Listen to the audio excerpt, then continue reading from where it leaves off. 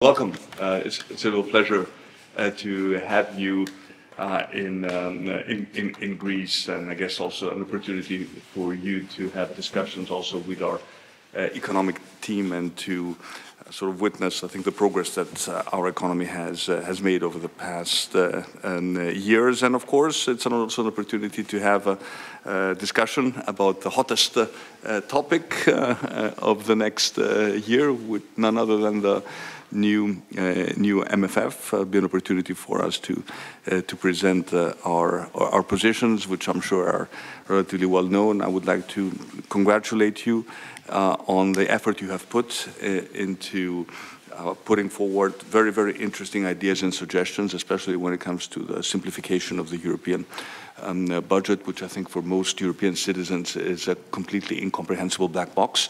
And I think it's better if we add sort of degrees of transparency when it comes to the communication. You know, for a country such as Greece, we remain fully committed to the pillars of the common agricultural policy and the cohesion policy, which for our country are associated with our membership in the European Union. When we think Europe and European funding, we always think of cohesion and the common agricultural policy. But of course, we also fully understand the need to have a separate pillar for investments in European competitiveness, and that part of this allocation, something to be discussed, needs to be merit-based. But of course, it's also important to ensure that in some way, shape, or form, all countries will benefit from this new competitiveness fund. So we'll have a chance to discuss in more detail. So again, welcome.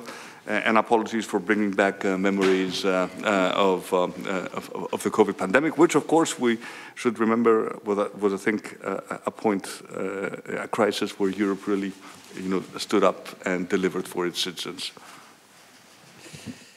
Many thanks, Mr. Prime Minister, for hosting us here despite visibly difficult circumstances. Kaliana Rossi. Indeed, as you said, our delegation came to Athens to present the proposal of the Commission for another long-term budget of almost 2 trillion euros for the period after 2027. And we indeed would also appreciate your suggestions and would listen to the concerns that you might have with that proposal. We believe that when it comes to the cohesion and agriculture that you have mentioned, Mr. Prime Minister, we did manage to preserve the sufficient resources for those policies so important for Greece, but not only for Greece. But at the same time, we put the emphasis on what we believe we must do in the current geopolitical context. We definitely need to invest more into competitiveness, but also into our defense and security. And of course, when it comes to the competitiveness, we are fully aware that we are not going to flood the competitiveness gap with money alone. We should rather concentrate primarily on simplification and reduction of the administrative burden, but money is also necessary.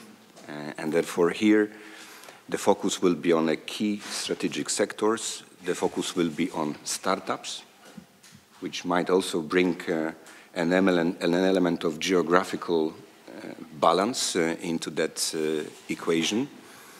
And the focus will be not just on grants, but also on a bit more sophisticated financial instruments that are needed to stimulate investments in Europe into innovation and supporting our competitiveness.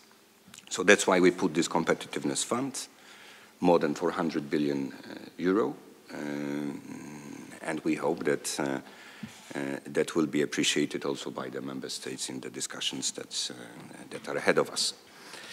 Then on defense and security, here our proposal is to increase by a factor of 5 the level of spendings on those areas. I have read your article lately. I could not agree more with what you have said, that defense is our ultimate public good, and that we should really concentrate on projects cannot be implemented by one member state alone, and this is indeed the focus of our proposal. Talking about security, we cannot forget about external borders. So here as well, we propose to increase funds by a factor of 3 for the protection of external borders and for management of migration. By the way, this factor of 3 is going to also be reflected in the allocation for Greece when it comes to this area. But obviously, we also need to talk about ways and means to finance the EU budget. It might be a bit more complicated debate than the one on how to spend, but nevertheless, we need to have this discussion clearly. And I also hope that being here in Athens, we will have an opportunity to gather your opinions and your suggestions also on that issue. And one last word, if you allow me, Mr. Prime Minister. You cannot even imagine how happy I am that today I can say, being in Athens, it's good to be in Greece, in a country of economic success. And I know how difficult period Greece went through, but you are a visible proof that structural reforms can really bring back growth and can ultimately guarantee a better future for our people. Thank you.